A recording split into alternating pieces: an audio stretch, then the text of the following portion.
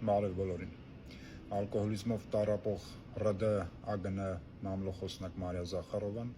անվանում է Հայաստանին անբարոյական աղջիկ։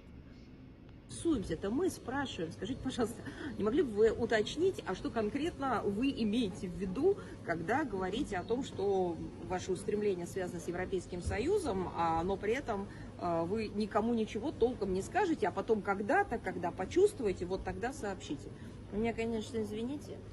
вы бы с такой девушкой стали встречаться? Спасибо большое, все, побежала. До свидания. Առավել քան տարօրինակ է, որ նմանատիպ արտահայտություններից հետո Ռուսաստանում գտնվում են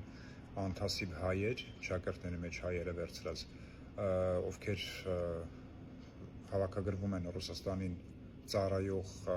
կուսակցությունների կողմից եւ ուղղորդված գալիս են Հայաստան, որպեսզի քվեարկեն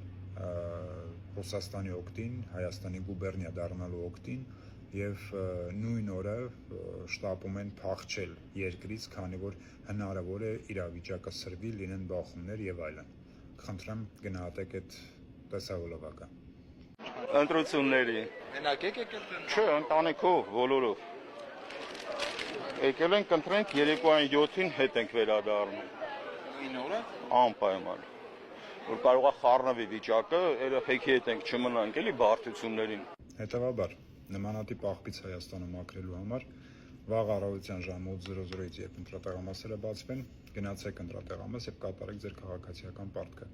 Մերժեք ռուսաստանյան ուժերին, մերժեք կոլաբորանտ ուժերին, որոնք որ համագործակցում են Ռուսաստանի հետ եւ կառուցեք Հայաստանի իրապես գեղեցիկ ապագան։ Ինչքան Ռուսաստանից հեռու, այդքան լավ Հայաստանին։